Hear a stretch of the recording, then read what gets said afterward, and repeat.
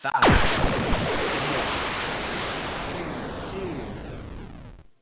2, and hit the Catching Foxes theme song.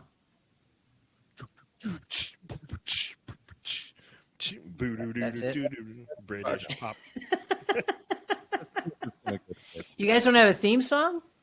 Nope, we do. How can you be serious podcasters without a theme song? We are so serious that we stole it from the internet.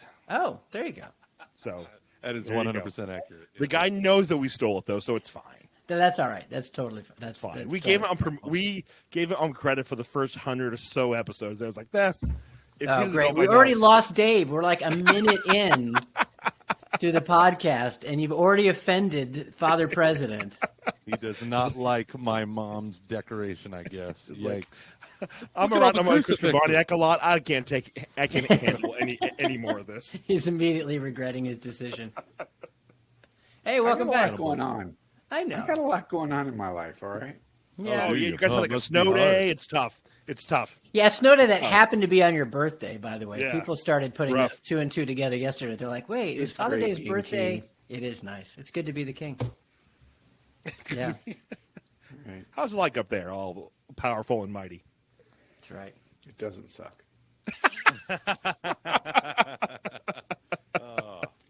That's the Franciscan poverty I know and love. I think we started. We did. Yeah. Are you serious? Yeah. There's a whole countdown. Yeah. There's a countdown. There's a theme song. It wasn't impressive, but it happens. And so here we are. So you guys have a podcast too, huh? That's so sweet. Yeah, are we on your podcast or are you on our podcast? I'm trying to figure that out. A little bit of column A, a little bit of column B. All right. Well, then you guys. So yes. actually, okay. So I'm Bob Rice. And sorry, and I'm here with Father Dave, and we have a podcast. Wait, seriously, this is what? We're joining them, right? Yeah, we're joining them. Okay, well, you guys take over. We don't do intros. Guests. We don't do intros. Everyone, let's get fancy for Father. Clericalism on parade. Thanks for dressing up your set. What is that, a gray wall or a light black wall? Either way, thank you. Okay, so last time I was on, your guys' headline said, Father insults us the whole show. Now you know why. Now you know why. Yeah, but I edited this part out. Yeah, exactly right. You remember when we tried to get you on again, and you were like, "I will." This is like right before you were a president, so I totally get it. And you were like, "I'll do it, but just keep it clean." Yeah. And I was like, changed. That's fair. You have a lot going on right now. Yeah. Times have changed. That's fair. Times have changed. It's fair. So what we did instead was just steal your voice, your homily, and layer it over episode number 72, which was Father Michael Scanlon's funeral. That was a good one. So we did a tribute, and I just stole your homily for it. So thank you. It's the least I could do. Thank you. You give and take away. That was a couple of years ago. Yeah. I didn't realize episode 72. We're on episode like 281 now. Well, that's awesome, you guys. That was actually a really good episode, and we recorded it really early, like 6 a.m. And I was amazed at how coherent it sounded, because it was like we weren't up late. I'm drinking, and we're talking about a real serious thing. Yeah. It's kind of like a love letter to the school, I think, in a weird way. I'll have to go back and listen to it. So and the stuff that we were, time. Yeah. Well, and then after we recorded that, we like at noon or whenever 10 a.m. or whenever you did the funeral mass, I was like, these were very similar points that we hit about our remembrances of Father Michael. That's cool. And how cool is that? So I took your homily and broke it into chunks and kind of wove it throughout the whole show. That's awesome. And That's awesome. To this day, that is the default show.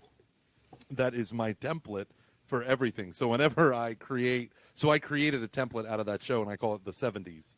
Because I couldn't remember the number, but I knew it was in the 70s somewhere. So every time I click it, it's like, finding the file, Father Scanlon funeral homily. And I'm like, skip, that's not what I'm doing now. But so you call it That 70s Show? Yeah. Yeah, right. I'm the Ashton Kutcher. I'm the Indian guy. But... I'll be Topher Grace. Who are you going to be, Father Dave? He's the lady. I have no idea what you're saying. He's like, I just want to go to bed. Father, who watches your TV now that you're the president? Who watches it for you? Do you have like an orderly or a doorman, a porter? Who watches my what? your TV for you because you're so busy now with your vows and such. Oh, and so I forth. see what you mean. Yeah. Oh, I don't. Yeah. I don't know what to say to that, Gomer. So, Father Denny. yeah. Father Denny. Yeah. I remember Father Denny. Yeah. So I actually have a legit question. Okay. You guys just for the started. record, though, I looked at some of the questions that are on Facebook. You guys got issues. Did you, Gomer, you have to see how I posted. Are there? Wait, were we supposed to prep for this? Are there questions? No. somewhere? So I just wanted because I had a couple things that I wanted to ask, and I thought because like our show is very you guys have both been on it in the past, but I would imagine of much people who are listening who have not heard us before. So one, I'm sorry. But two, it is extremely open-ended, and so I did want to there is a Facebook group called it's called Franciscans Involved in Evangelization, or something like that. It's all about graduates who are now involved in evangelization, and so I thought it'd be kind of cool to ask them what things would you want us to ask like you guys, and I put it in a very egotistical way, as I'm known to do. And I wrote, "Hi, it's Luke. You know who I am," as I typically do. And then, sorry. Well, I was thinking you put that on your Catching Foxes. I didn't realize it was at that website. That changes everything I'm about to say. It ups the ante a little bit, doesn't it? It ups the ante a I little need to rethink this whole thing. But I want to know is so I've been listening to I have to be honest, I don't listen to a ton of Catholic podcasts, but I did listen you'll love to ours. Yeah, right. That's true. I did listen to the first one that you guys did, and then I didn't listen again until this past weekend, and I probably binged like 4 or 5 episodes, and I was like, this is really good. But what I also want to know was there any part of you that really wanted to do it because you were like, Luke and Gomer cannot be the only men from Franciscan to have a podcast? This is making us look bad. That was the only reason, I think. Fair enough. That we wanted to do it. Well, I'm confused. You and Gomer have a podcast? You may have heard of it. I don't know. It's kind of. I thought you were going to say you and Gomer are men. I didn't realize that. Well, our wives would say no, but. Hey, why do you DNA probably says get asked this question all the time? Why are you guys? What's the title of your podcast? It originally started as a how-to guide to seduce women. So Okay. it was all about catching foxes. So Sure. we're going Yeah, to bars. We're going to clubs. We're going to the after Are you party going to in the hotel Skeeters? lobby. We're going to Skeeters. We're going. Yeah. To, Are you going back to the Saturday Night Live? Yeah. First I comment break that you with made? thee. I Yeah. break with thee. I break with thee, and then I throw dog poop on their shoes. Yes. So I actually vaguely when we realized that remember we couldn't actually give advice in that area, we flipped the script. Plot twist: it's actually faith and culture. No, so the Catching Foxes all comes from a band that Luke introduced me to my freshman year. That is still an obsession of mine, but really just the freshman year music that I listened to. I haven't really gotten into their new stuff. I was so long. I dabble into it, but It's pretty good when you really dive into it. It's just it's not as explicitly Christian, I would say. But yeah, it's and still. so the band is called Me Without You, and the album that I loved was called Catch for Us the Foxes. And I was like, what about Catching Foxes? It sounds artistic enough that it's vague, and it's an allusion to Song of Songs Chapter 2. Let's do it. And I think it does capture what we were trying to do, which was so there is a line in that song that where they sing Catch for Us the Foxes. They sing / talk scream. It's kind of weird. Yeah. But he has this line where he goes, I bent my head as if to pray, but I was actually staring down her dress. Dear God, Catch for Us the Foxes. And I was like, that tone of that line, that's what I want the podcast to be about. Like those really hard dress. Yeah, so he said, I bow my head as if to pray, but I pray. was really looking down her dress.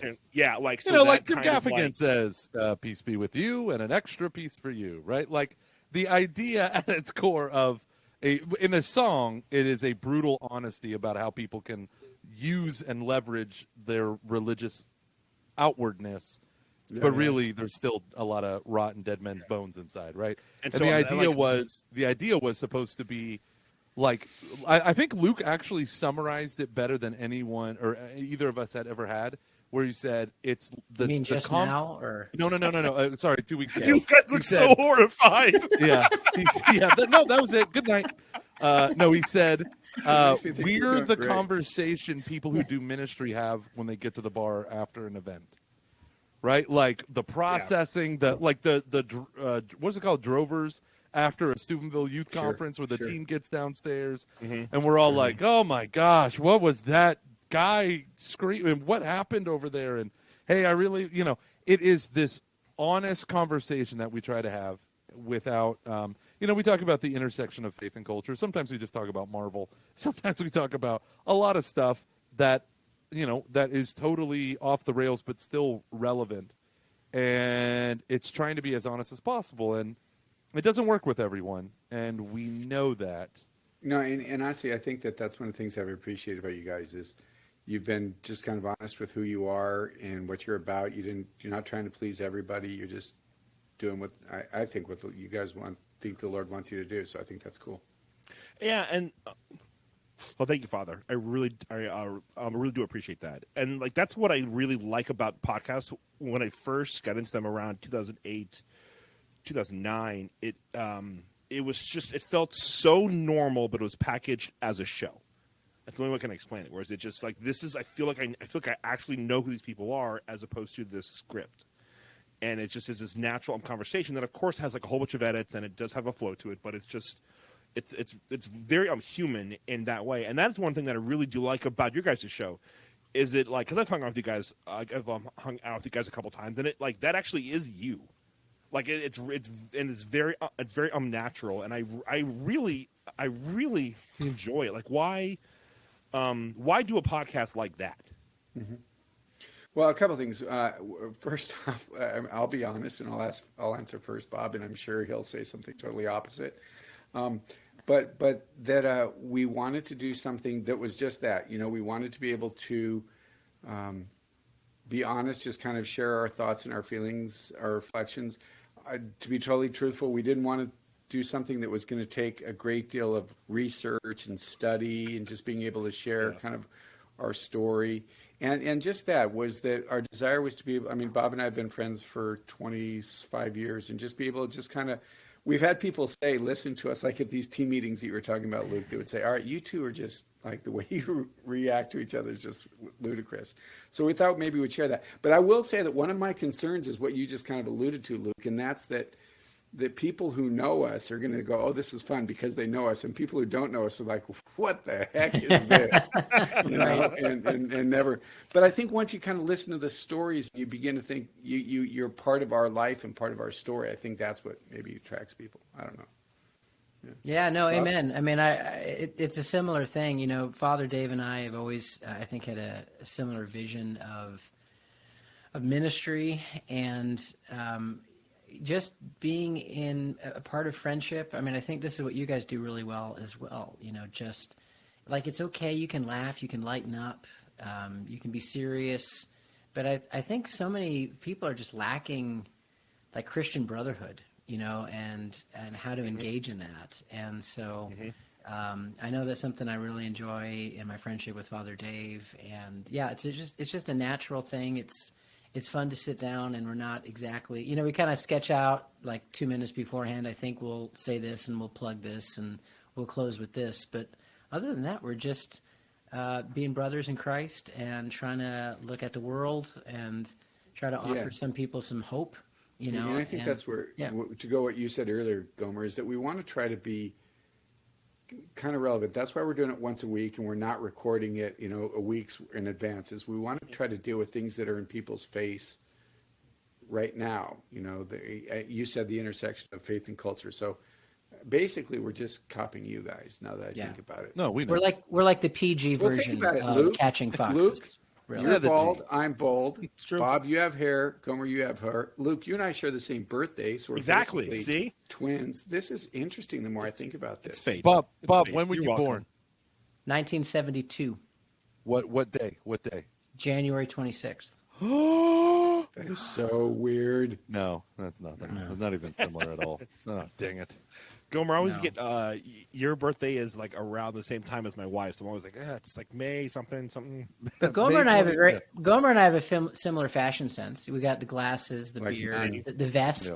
Sometimes See? we rock the vest. I used to. Gomer I loves used the to. vest. I don't own a vest anymore. What happened? You The went last to Texas? vest, a person let me borrow a $300 cashmere country club sweater vest, and I spilt punch all over the front of it and never gave it back to him. Oh, God bless Deacon Mike Mims. May he rest in peace. I found that sweater vest like 2 years after he died, and I was like, oh, God, oh, God, oh, God, I feel so awful. I've had this in my You're possession like going to for his 8 grave. years. You're like digging it up. You're trying to just bury it with Yeah. his sight. Yeah. I love you and miss you so much, but don't hold this against me. I know it Don't was haunt you who me. opened my kitchen cupboards last night. That's like the theme of our whole podcast. Please don't hold this against me. Yeah. You know, I've lost gigs because of catching foxes. I've lost ministry opportunities to go and speak and whatever. But Well, I've let me also, say- I think, equally gained in response. Here's one of the things I think Yeah. you guys do, and it's actually one of the things that Bob and I have talked about on our podcast a number of times, and that is your willingness to dialogue with people that you don't necessarily see eye to eye with. And unfortunately, we live in a culture that wants to demonize you just for reaching out, to somebody who's different than you. And I think that that's one thing that you guys have done really well. If you look at the range of individuals that you guys have had on your show, it's really impressive. Well, thank Yeah, you. like We're like just- when you had me on and I liked The Last Jedi. I mean, like serious Yeah. diversity. What a dummy. Right. Someone was drinking a lot then. I really want to try again with that. movie. Look, But it's- a bomber in space. A bomber. all in the sequels spa- are it's magnetic. like all the sequels. They start pushing it into gravity, and it makes total sense. It's fine. You just go along for the ride. No, I was actually talking to a priest. Let's go with yesterday, and he had a really good point. We were talking about how do you address the Black Lives Matter movement? How do you a thing that there's some real things here that I like. I agree with the idea that of course Black Lives Matter, but then when they have cultural Marxism and all this other stuff, and they're like, how? And he just brought up like, well, what if they're the Samaritan person that God's put in your life? Sure. Like what, who are he'd put like who are the Samaritans in your life that you have a hard time with in terms of like some of their ideas and stuff or the other things, but like God has put them in your life because they're doing some good stuff and you just have to get involved. And I was like, that's really challenging, and I don't want to be challenged. So back to my comfort. Good. So you just ignored him. Oh yeah, absolutely. Yeah, good call. Good call. But one of the He's challenges, like, of course, is that Luke, Yeah. and he's like, blah, blah, blah, blah, blah, blah, blah, blah. Think, we- McFly. Think. yeah. But we often want to take the worst of the other people and make that the norm, and and we do that with each other, right? Because that's a great example. Like, things like Black Lives Matter. It's a little strange sometimes being in some of the circles I run in, and yeah, there's super issues with that organization to be sure. I have a black son, and I'm just really sensitive to the culture that he's growing up in, and I want to be appreciative of his culture, and I don't want him just to grow up as like a white kid, even though he's in a white family, and so. I hear conversations like that, and I get a bit torn and like, wow, okay, well, I probably might have thought more this one way, but now I'm really worried about what kind of experience is my son going to have in America and in these situations. And it just hits a bit more home. But if you want to narrate like things like that as the worst, it's the socialism, it's the all the stuff like. And you know what? People want to do that with Catholics, right? Like you're Catholic, so that means you hate gay people and you don't care about clerical abuse. And like we just have a tendency of just taking the worst of each other and saying that must be the norm of it. And the reality is I think those are more fringe elements. And at the heart of it, there's more in common. Yeah, and the thing that I am more and more convinced of is if we would just absolutely totally ignore the activists and get to know the regular people dealing with these situations, it would be a much healthier, wholesome, healing, restorative, freeing conversation. But the activists, on almost every issue, they control the narrative. They manipulate. They take arguments solely for their purposes. And what they want to do is they want to create an us against them, when that's just that we don't have to live in that world. So, yeah, just I like the way this one guy put it. Yeah. He said that every political party, every political movement needs two groups of people. You need your purists and you need your realists. The realists get stuff done. The purists keep you honest. And he said, but the problem with the purists is they don't get anything done because it's never good enough, and the compromise terrifies them because they think you're a sellout. And then you have the compromisers who think the purists are whack jobs who live in la-la land, and if we're going to get it anywhere close to our goal, we have to accept X, Y, and Z. And the funny thing is, there should always be a healthy tension between the purist and the realist kind of, and just, whatever loose political terms there. But the idea is what happens is the activists are the purists, but they're the most obnoxious branch of the purists. So when they take over and they're able to shut down, like, to me, the dangerous part is when you shut out speech from the realists or the rest or the moderate or whatever. You end up creating the largest megaphones go to the most fanatical, and they outcompete one another in their, they only represent 8% of the extreme right and extreme left, but they have both dominated the narratives of the news cycle. And if I can shout louder than you, then I win, even within my own 8%. And that, I think, and then you just have the news media that wants those 8% of both sides. Exactly. That's what I was views, going to say. The one who yelled the loudest, the one who's the most obnoxious, the one who's the most, that's the one who captures the oxygen in the room. Yeah, because it's clickbait. I mean, everyone's It's working what on bait? rating clickbait. It's what you put there and you click on it. It's an internet thing. It's an internet thing, We're Father. on the Do you internet know now, how this by the way. works? Do you know how this works? Excuse me, operator, give me a party line. And like, It's an old joke, like, an old person joke. I think the I know what a people- party line is. I think that's where I'm offended. I don't, because I'm pure. I think a lot of people who were, at Franciscan and then, went into ministry over the past, let's say 20 to 30 years or so. Like there were like a whole bunch of times where like we were the ones who were viewed as I'm the fanatic, and at times even by like your pastor or someone. And I ran into that a bunch where I was like, please don't put me in this box. Like, I'm not this, even though I totally am. Like, I'm just being like, I'm not just a person who, because I'm like, I remember being told by this one guy who was like, yeah, like you're involved in the group that like, you're like you and I'm Life Teen and like all the people, you guys all think and act the same, and you're heroes. I'm John Paul too, and this is who and like what you are. And I'm like, but that totally, like, you're already judging me by the time you even really know who I am. Mm-hmm. And that like really bothered me, just because I had such a, I mean, like, I love Franciscan. I hope my daughter goes there. She kind of doesn't have a choice.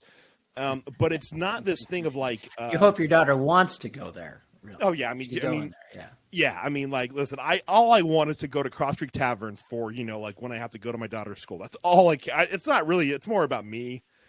Like, I'm just like, listen, I need this, please. I need hope that I will be going back. Luke, have you done the math? How old will Everly be when you're? Yes, I'll be in my late 50s. And so, but like all of our friends have kids around the same age. How old will I be? You'll be around. Oh, you'll be dead. In 5 years. What? You're already pushing, what, 80? They'll be putting your body in that pit they threw all the other TORs in. That's great. That was just such a great line. I'm so happy we had you on. But and I think it as like we become more of the predominant norm within ministry, I've seen that happen where you just it has leaned for, I don't know how else to put it, just a little bit more conservative in terms of people who are now in these roles at dioceses, at parishes and stuff. I think there is a tendency now to try to say, oh, like this person, he went to Xavier or he went to insert other school here. I know what he's about, and I'm like, I don't want to do that because I had that done to me, and that honestly, it kind of hurt because it was like you totally have labeled me, and now I don't know what to do with that. Sure. So I don't know.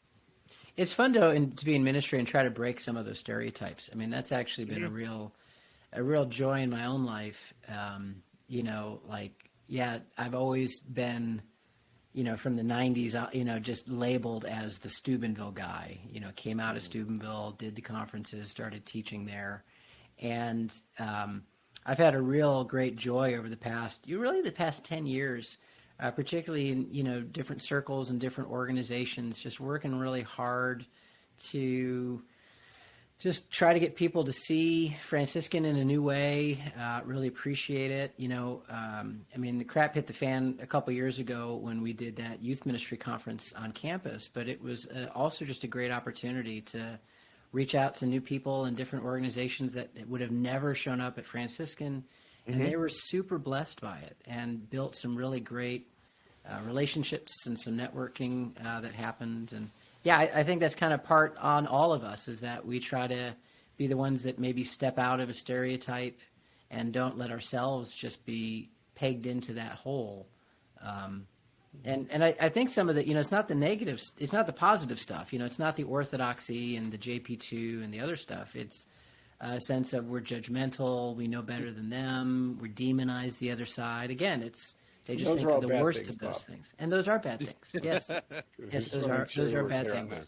Right. Father Michael Scanlon, actually, my freshman year fall semester, he gave a talk to some of the theology majors, like incoming theology catechetics, and he said basically, what I have to keep doing when I go and give talks in different dioceses is every so often I have to apologize for Franciscan graduates because they're harsh and judgmental and quick to dismiss people. And he's like, is that the life we live on campus here? Like, no, that's not at all what we're called to be.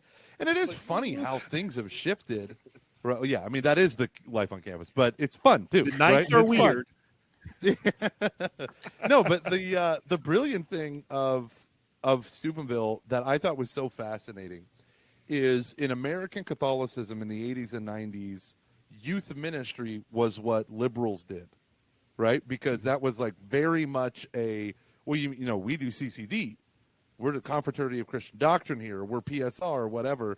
And to do youth ministry was something that was Protestant or evangelical. Yeah. And then you have all of these kids coming out of Steubenville who were taking over diocesan offices of like I think of like the Richmond diocese, which at one point in the 90s was considered to be, when that famous book Goodbye Good Men was written, Arlington was considered to be the most conservative diocese, which was hewn out of the Richmond diocese, considered to be the most liberal diocese in America.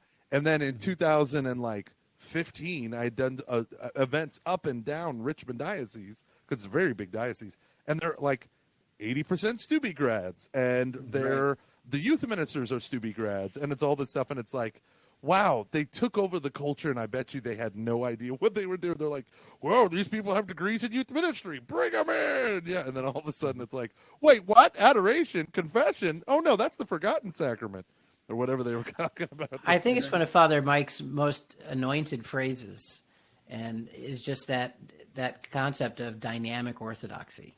I mean, he was really speaking at a time when it felt like, well, if you're really alive in your faith, you can't believe what the church teaches. You can't do ministry, be relational, be evangelistic, and be faithful. It's almost like if you want to do that, you have to be challenging authority and pushing the envelope. And again, I think there's a lot of room in the church for different movements and different ideas. But I've always just been on fire with the just dynamic orthodoxy, and a lot of times just being a witness to, no, you can actually still have that passion and that love. I mean, you guys have probably all experienced that. Dave, this is something you said way back when, that when you're studying the faith, it's kind of like about liberal or conservative, orthodox or not. But then when you get out in the field, it's really about faithful or not faithful. And you start to encounter people who have a different ecclesiology, have a different spirituality, were formed differently. But man, they love the Lord, and they want to do ministry. I had one of my early experiences in youth ministry. I was up in the Diocese of Albany, and I was the only guy youth minister in the diocese, and I was the only person under 30 at the time. And I went to the youth ministry meetings that happened like once a month, and they always drove me a little crazy. Yep. So there was one that I was at, and they had different prayer services, right? And so they had us all close our eyes, and of course they played a cassette because I'm old, and it was a cassette of what is the song? We are called to share our story. Oh yeah. We are called, right? Call So it I'm reliable. Yeah, so it was me and 12 other women, and I'm 26, and these are all women, maybe late 40s at the earliest, and they are singing this with a passion, and they're passing around an object that we're not supposed to look at, but we're supposed to feel and get a sense of what is God saying with this. So it's a pine cone, because of course I'm going to look at it, right? Yeah. And meanwhile, everybody's singing this song. Well, what's really weird is this song is about 53 verses, and 20 of them, I kid you not, are in Polynesian. Like it started to go to Polynesian, and everybody in the room, Mickey Laki Hu. I mean, I was like, is this praying in tongues? Like, what is going on with this group? And then I felt some water on the back of my neck. And I thought maybe somebody blessed me with holy water. So I looked up and somebody was blowing bubbles, during this time. So I'm like, hell no, I'm out of here. And like at the first break, I made a beeline to the door into the parking lot. But I had a moment as I came in the parking lot, it was my really crappy Toyota Corolla that was, the back of the car was just a mess with youth ministry stuff. And it was parked next to about 3 other cars of these women who all had similar crappy, messy cars. And I thought to myself, they're making just as many sacrifices to minister to young people as I am. Yeah. And I went back in the room, and I had it was like a grace of the Spirit. Like, yeah, I think you're kooky. Like, this is weird. Like, but at least you're doing it. Like you're loving the Lord. Exactly. Yeah. You're here, you're trying. Yep. And I have to kind of get off my high horse sometimes and not be like, well, my way's the best way.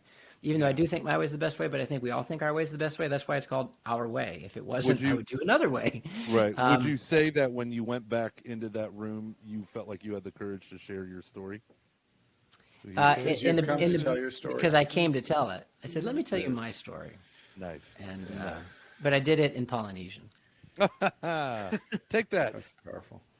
It was very powerful. No one got it, but it was very powerful. I would be curious to hear like how you guys encourage either current students or I think probably a whole bunch of alumni who are trying to navigate the divide that's going on right now within conservative Catholicism, for lack of a better term, between quote unquote rat trads or, and different podcasts, different podcast individuals who will go nameless, or, other people who are kind of saying things that are a little, they've got stuff. And it's, I have experience even like, even within guys that we were in household with that have caused some real divides. Like, I mean, I wouldn't say that they have, ended friendships, but it's gotten close to that at times. Mm-hmm. Any thoughts on that at all? Any just advice? Not asking for a friend, asking for me here. No, a couple of things. First off, I think it is in many ways the challenge of the church right now, and the evil one's just getting a kick out of this because we are literally eating our own. We talk about what the quote unquote the world and how the world is against us. The reality is we are just beating the crap out of each other. And I've quoted several times on campus this text from Mother Teresa that said we've forgotten that we belong to one another. And we've got in this world that has become so divisive, and demonizing the other person and not listening and not, not basic charity. It's actually one of the things that I'm finding the most frustrating in ministry right now is this absolute inability for dialogue and for basic respect. And the reality is, and I'll go back to, this is not my word, this was the word of Archbishop Chaput, who was obviously, as we all know, one of the more, first off, and I'll say, Luke, I don't think the labels conservative and liberal are effective, because what it does is it causes us to look at the world through political lens rather than through the gospel. Point. But be that as it may, I understand the sentiment. But Archbishop Chaput said that the people that he finds it, and this was his line, he finds it most difficult is the ultra-conservative, because there's no sense of openness, there's no sense of acting and operating in charity, and in many ways, I found that experience to be exactly the same. We find ourselves. Well, it's when really, church really becomes an strange ideology instead of a religion. I mean, it yeah, becomes, absolutely. it's such an ideology, like it becomes like, and I don't mean faith in Christ. I mean the external forms that I adopt as religion can very easily become an idol, right? It can very easily. Sure. I remind people all the time, like when they created the golden calf, they didn't say, this is Apis, the bull god, come let us worship. They called him Yahweh and worshipped it for bringing them out of Israel, or out of Egypt, right? They attributed to a thing made by their hands that which is God, that which God has done. And it goes right back to the Cain and Abel story. Well, the Cain story, Cain's first son, his name in Hebrew means consecration. And he names the city, the first city, after his son, consecration. And Dr. Hahn one time said, well, what right does this evil man have to do that? He's consecrating the work to himself. That's what characterizes the way of the world. And it's so, I mean, I have done this. I have been 100% guilty of this, where my spirituality is all that can be, right? I have my lines of demarcation of what is and isn't heresy. Usually it just means I haven't done enough reading. It means I'm actually really ignorant. And you need, in early stages of learning your faith, you need black and white as sharply defined as possible. And you need those countries that black and white in to be as broadly defined. Like, you need to live in the black and the white, because you don't have the intellectual capacity and resources to dwell in nuance, right? You have to talk about things like natural law, but then when you spend years studying St. Thomas Aquinas and you actually study the natural law, you're like, actually, there's a lot of debate about every aspect of the natural law going well before Thomas Aquinas and by Thomas well after, like the new natural law theory, which I reject, but a lot of people love. There's so much going on that so many people can very easily distort to their own destruction, and it's and that's where I just get so frustrated with some of this, because, you know, Bob used the word dynamic orthodoxy. Unfortunately, we're living in a world that orthodoxy is what an individual claims it to be, and you can't have disagreement. So it has, if you're Orthodox, you have to live in this world, and it's very narrow and it's very confined. So if two people disagree, one of them is obviously unorthodox. When you can take, we have doctors in the church who disagreed on substantive theological issues, and yet they're both saints, they're both doctors of the church, they're both in good standing of the church. But we live in a world that very quickly wants to ostracize and say, because that's not my preference, not necessarily because that's not what is theologically correct, but it's not my preference, and because of that, anathema the other individual. And it's profoundly destructive in the So how do you navigate that as the president of a famous Catholic university that is no longer Christian? Yeah.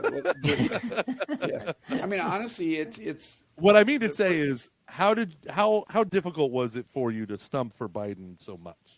Right. Well, again, when I put on my alter ego person, honestly, it's first off, His and I homily think about voting for Ross Perot was moving. yeah, it was nailed it. It was Nailed it. There's not a dry eye in the You house. write that name in. You write it. He's dynamic. Did I finish? Yeah, I think no, honestly, it goes to what you were saying in essence, Bob. It's got to start in relationship. Obviously the other thing I remind myself, and this is the world you ask specifically, Gomer, about the university, is we're dealing with younger people, so they live in a world and they know a little bit, but they think that it's necessarily a lot of bit. So it's a challenge for them to broaden them, to invite them to think I think honestly to think more as the church thinks, not as a celebrity thinks or not as an individual thinks, but really to think as the church thinks. And that is also means, again, you asked about the university, be really patient, they're coming in, many of them coming in from lived experiences of the church and lived experience of faith that are quite different than others. You need to be able to respect that, to see that, but then also to challenge them. It's a terrifying, I think it's a terrifying proposition to come to the place that you realize that your faith needs to develop. And we think we have this understanding of God, and we think we have this understanding of church. And when that begins to get unsettled, that's frightening. Now, Luke, one of your questions that was in the posting was that whole deconstruction thing. Now, I think that's something different. I think this deconstruction is something that, if I understand the question correctly, that the individual himself or herself goes about deconstruct. And I don't think that's necessarily the case, is through understanding deeper the teaching of the church and who in fact Jesus is, not who we want him to be, who we think he should be, but in fact who he is. There is this disorientation that we go through that I think is profoundly healthy and good, in that, I always tell a story about this experience I had where I heard the Lord say to me, that's not the kind of God I am. And we need to be able to hear that and have that challenge. Now, we see in the scriptures, when Jesus said things that challenged them, ultimately what it did is it cost him his life. So there are people that are so entrenched in their understanding of the way it should be, they will do anything they can to destroy the others. And I think we watch it and read comments in the internet all the time that we see that taking place. And I would add to that, I mean, Luke and Gomer, when did you guys graduate? What year were you guys graduating? Just a second, Luke, I saw you stepped away for a second. Is that legal? I can step away for just 1 second. I stepped away to go and I'm get some questions. So okay, I'm stepping away to go get something to drink. Yeah, can you get me a beer while you're out there, Dave? All right, I will. Yeah, we're good. Thank you. Thank you. So, what year did you guys graduate? 2005 and 2006. So, I graduated in '97 with my master's degree, right? So I graduated my undergrad not at Franciscan, at a place called Rollins College in north of Orlando, in '94. So it's kind of fun. Like I think Father Dave graduated mid '80s. So we seem to actually almost hit, the four of us, we seem to hit the decades of different graduates of Franciscan. Mm-hmm. And I would say, as somebody that graduated '90s, has been teaching since 2004, students, I just dramatically see a maturity, a shift, a significant lack thereof with freshman classes, year after year, but particularly the past five to 10 years. You can make the entitlement jokes and the snowflake jokes and, the millennial stuff. But there's a reason stereotypes are there. And to be honest, they didn't ask to be grown up in the culture that they grew up in. If we think millennials are entitled, that points to the parents. That's not them. They didn't ask for everybody to get an award, right? That was just something that another generation thought would be really, really good for them. So I think it's a bit hypocritical when an older generation starts making fun of these stupid kids that don't know what they're doing. It's like, you raised them, right? But I get more and more aware that the freshmen that I get in my classes are in 2021 are very, very different from 2011. And you're right, Gomer. What you were saying is, when you begin, you need the black and white, and and they cling to it. right? And I think that's been actually one of the I think benefits. it's really important that you're not saying that there's not black and white. And I think Right. that's important. Okay. Yeah. And Right, and I think it's But it's a actually the simpler understanding of the understanding. foundation Yeah. of it. Yeah, well, Yeah. but I'd say that you start to get, and this is hopefully what you get with education, like Yeah. what's the foundation, what's the unchanging doctrine, and then what are ways that it's expressed and lived out, Yeah. you know, in a lot of beautiful ways. I mean, you just think of all the flourishings of various spiritualities within the church. Yeah. A Franciscan is different than a Dominican, which is different than a Carmelite, which is different than a Jesuit, and one isn't right and one isn't wrong, you know. And sometimes I think young people, you talk about our students, like that, they're so like desperate to cling to everything that they can't see some of those differences, and they feel like, well, if there's a different way of looking at that, then everything's off the table. And so I find as an educator, one of the joys is actually to help them be grounded in what they need to be grounded in, rooted in what they need to be rooted in, but then also just start to experience the beauty of faith and yeah, it's conversion, you know. Well, and I think that's the power of a place like Franciscan is all of this happens in the context of an amazing community, you know. And I've got the scars to like prove that it's not perfect. Half it's my fault, but yeah,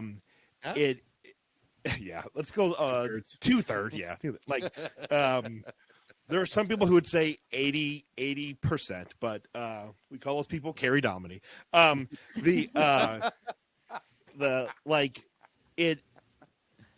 this beautiful thing that happened. I didn't really start to understand until we were out in Gomer, where I was like, oh, like this, like the culture of the school. Sure, there's tons of things that I could be like, why do we have this? But like, it's really good. Like, it's really, really good, and it really and it provides that space where all that can happen. Because if you don't have that space where you're actually talking with people about it at bars or at house parties or at that stuff, which is like what we did because we were Catholic nerds, like it's what we talked about at parties. It was about this stuff.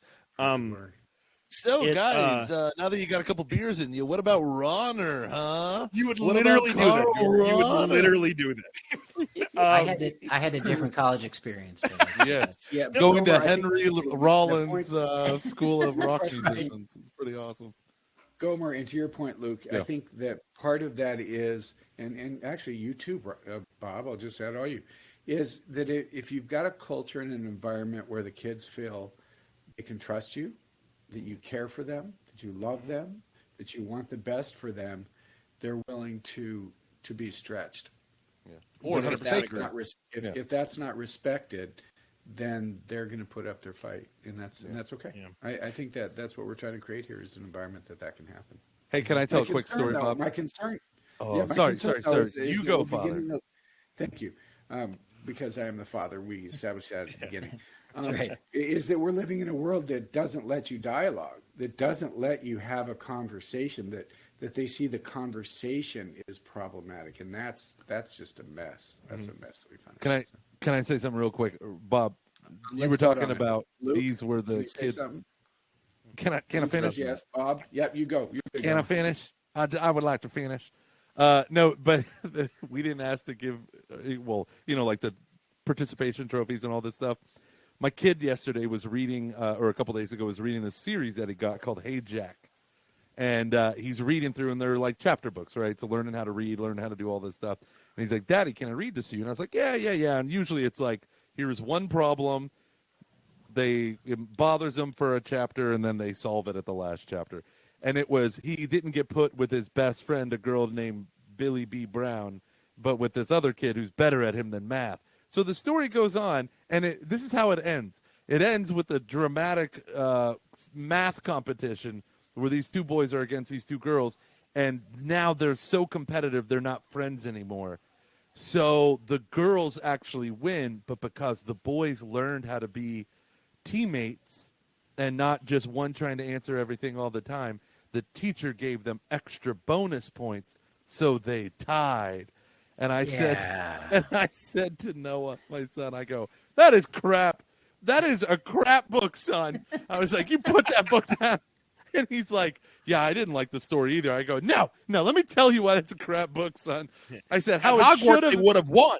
How it should have ended was the boys lost, the girls won, and then the boys learned a lesson that you can actually be friends even though you lose. You can actually deal with your crap. And I'm like going off at 7:30 at night. I'm like not even looking at him. I'm just like staring into the future. And I'm like, you can actually work through your problems without having to get, This is why we gave Gomer a time limit during Lord's Day.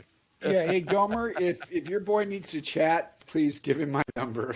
I'll walk him through this.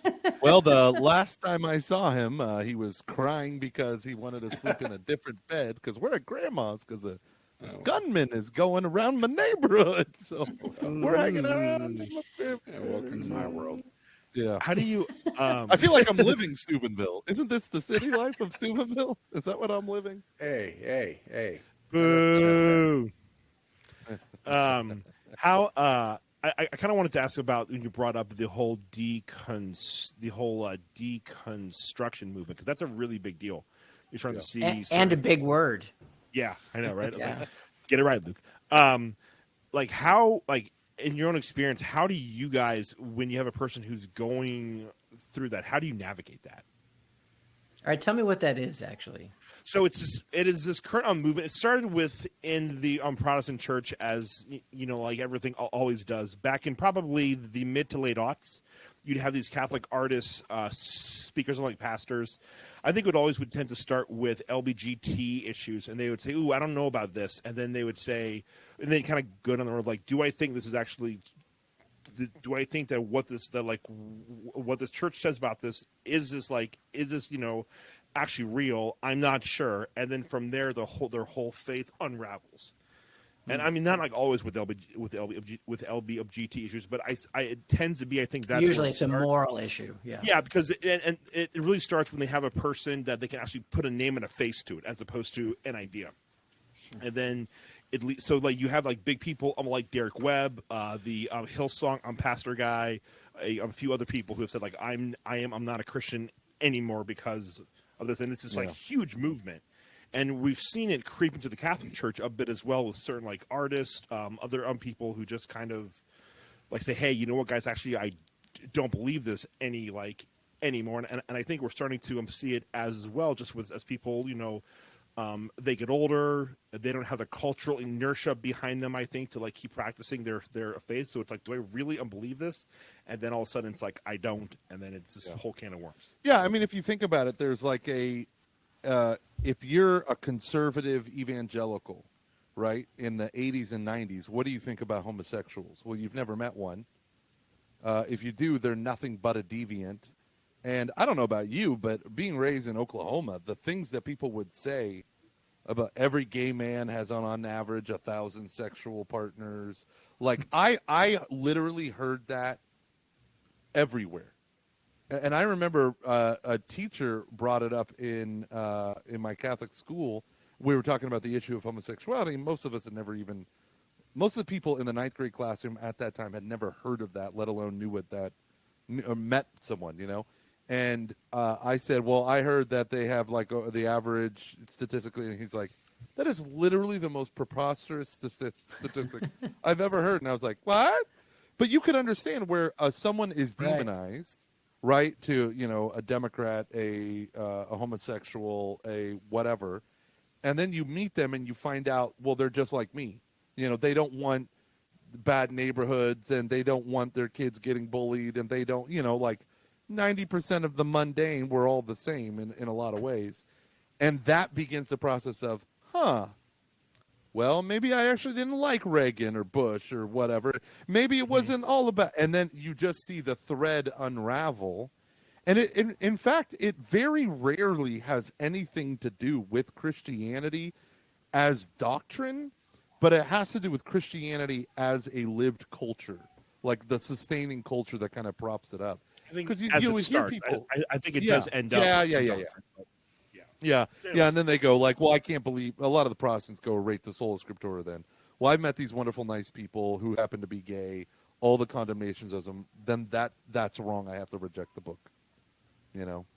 Yeah, and I would say that some of that, though, just has to do with, it goes kind of back to what we were talking about earlier, right? Like putting our priorities in the wrong place, or not having the focus, first of all, the focus on Jesus, like a relationship with Jesus, and really understanding and allowing ourselves to be challenged by the gospel. Like, we want to put God in a box. And so I've always found it, surprising that, like in my day, I remember when Friends had the homosexual wedding episode, the lesbians, and everybody was losing their crap at Franciscan because, oh my gosh, we need to boycott Friends because, two women just got married on the show. No, I didn't really watch the show or engage, so it's easy to critique something you're not really invested in. But my attitude was, why aren't you boycotting the show already? Every episode has sexual sin in it. Like, everybody's sleeping with each other, and they're not married, and they're not loving, so suddenly it's like, okay, well, that sexual sin's okay, but that sexual sin's like really, really bad, and it's like we judge, like the sins that we get involved with, we're like, I mean, that's okay. God's like, yeah, I dig it. But then the sins that we're not tempted with, we go, oh my God, like how can that happen? Like that is horrible. And you just start unraveling things because you don't have the humility. And I mean, the church always says, right? You don't discriminate, right? I mean, like you never discriminate. Everybody is a child of God, a son or a daughter of God. And you see a lot of movements now. Many of this was evangelical and Protestant, but Catholics were just as much to blame with it, that really did treat people made in the image and likeness of God and took away their dignity by labeling them as a sin. Mm-hmm. And you're right, it's because there wasn't relationship. It's because we didn't know people, who were like that in many ways. And you're already off base at that point. Like if you're living that and saying you're a follower of Jesus Christ, you're already not rooted in the gospel and you don't have the right foundation. And so then when you come to the awareness that, oh my gosh, you were wrong about the way you demonized or treated somebody, sadly, you can just throw out the entire system and you end up blaming Jesus and blaming the church for your own problem and your own judgmentalism and stereotype, because maybe it's just a feeling of guilt you had. I shouldn't have treated people that way. Why did I do that? It's the church's fault. Yeah, that's what sin always does. It's always somebody else's fault. And I mean, I think it just really always comes down to that, allowing Jesus to challenge us and to change us. We can be solid in faith and disagree with practices and keep morality, but love, and die for and sacrifice. I mean, Jesus died for sinners, Gomer, just maybe where I thought you were going with your question and your statement, and it's been just having been associated with the university for a long time, and back to the whole question about this deconstructing, that I think ultimately the process of questioning our faith is an absolutely essential thing. Or one of the theologians I read that the process of faith is one of orientation. We think we got everything figured out, a disorientation. Oh, maybe I didn't have it all. And then this reorientation, and this reorientation always should lead us into a deeper relationship with Jesus, a deeper understanding of the teaching of the church and the wisdom and why she teaches what she teaches. That process of disorientation is, by its name, disoriented. I mean, it's kind of scary, and again, as I stated earlier, that beginning to question your faith is in one sense scary, but it's also an adult and it's a maturing. I think on one level we have a population of Catholics that their faith formation stopped in 6th grade when they were confirmed, and they really haven't done any more study or anything like that. So they're, the rest of their life, God willing, the rest of their life they've matured, but their spiritual life is not. So that process and that time of disorientation, and what I've seen is students who have left Franciscan University or left.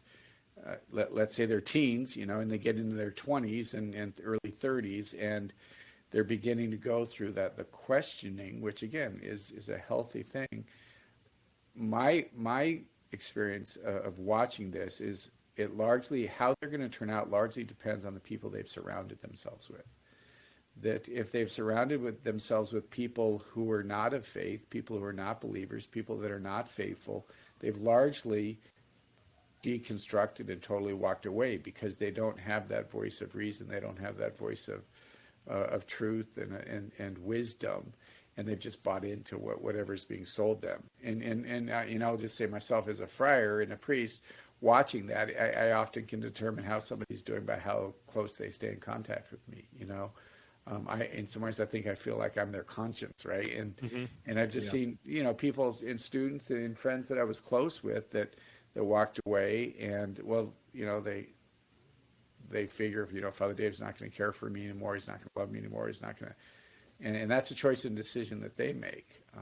But I think the largest, I don't know if it's fair to say the largest, but one of the greatest determining factors of how an individual is going to do through that process is who they're surrounding themselves with. Yeah. That's awesome. Well, we are at the 1 hour mark, so I'll leave you guys with this. One question: can we rename whatever it's called, like a CC Heights, whatever? Can we just call it the projects again? Can we do that? Seriously, that is so. An executive order. I tell them, I go, you guys, this is so pretentious. They talk about their height mates. It's like, oh, come on, projects. Yeah, it's the projects. Yeah. I saw that. I was back. I don't remember why, but I saw it and I was like, you to be joking. They're the same. Yeah, you can dress up. You can dress up. What's the thing? You can dress up. You put a lipstick on a pig or something. Yeah. Oh, I love that. They added gray linoleum on the floor. But I'll say what's funny about that. I was with a student in there in the Heights, and they were kind of complaining. I don't know, their height didn't have air conditioning or something like that. And I said, I can help you get back to the dorm. Yeah, it's okay. It's all right. I'll manage with this. You're exactly right. But there's Lin-Manuel Miranda made a movie about a CC Heights called In the Heights, and I think it's coming out. I was going to say Hamilton has nothing to do with it. Very soon. Yeah, that's In cool, the Heights. Luke. Yeah. No, he's making fun of you, Luke. No, he did not. Nothing to do with that. I'm so gullible. I'm so unbelievable. That's awesome. I love that guy. We made a fan of Hamilton here in the Carey house. Actually, I was singing my daughter to sleep by doing the the Adoja song. So, that's a great song, right? Yeah, that really is a great song. Which one is that one? The Dear's Theodosia, what to say to you. Oh yeah. I know that one. That is great. No idea. Her face is. You not seen Hamilton? No. It's really, actually, it's really. Father Dave, how many times have you seen Hamilton? 7 times 70. With Joe Biden. Wow. How many times have you seen it with Joe Biden? Can you end us with a prayer, Father? In tongues. I'm not saying no. Yeah. Actually, again, I just want to affirm you guys. One of the things that as I'm getting older, which happened just yesterday. Yeah. Wow. Yeah. Well, I was at an event a couple of weeks ago, and there was maybe 30 alumni. It was all guys. It was 30 alumni, and I was just kind of sitting in the background listening to them talk, and they were talking about their spouses and their kids, their retirement, and insurance, and kind of in faith in their parish and all that, and I said, I remember when you guys were trying to eat food and then see how quickly you could go to the bathroom and see, just crazy stuff that you guys did, right? And they've grown up, and they've matured, and it's actually, in you two as well, it's just a real blessing to see what God has done in your guys' lives, and just honor you guys. You've been really faithful, so I just want to honor you guys for that. So, yeah, let's pray. Lord, we ask your continued blessing to be upon us in our ministries. I pray, Jesus, that you'd bless their families, that they would continue to know your peace. Lord, the circumstances that they find themselves at this time, that you care for Gomer and Luke, and just pour out your blessing upon them, protection upon them. We bless their listeners, Lord, that they would continue to come to a deeper understanding of who you are and who you are for them and your love for them. That this be a time of grace and blessing for them. Lord, I pray for the church, that you give us your wisdom, your heart, your love, your charity for one another, that we are in this together. Lord, pour out his blessings upon you guys, the Father, the Son, and the Holy Spirit. Amen. Bless you guys. Amen. Amen. Thank you. They Thanks, that guys. hope. This is fun. Oh yeah, sorry. Yeah, please listen to their on the podcast on the They That Hope. Dare we hope? Dare we hope? They that. Ugh. Wait, is it Dare we hope or is it? They that? No. Why did they listen to They That Hope? Because you're so susceptible to suggestions. True. True. So tell me when we're done recording. Bye, everybody. This is Bob Rice. Thanks for watching. To hear more from Luke and Gomer, check out the Catching Foxes podcast. To hear more from Father Dave and me, check out the They That Hope podcast. And if you'd like to see episodes of They That Hope or just other cool Catholic content, please subscribe to my YouTube channel. God bless.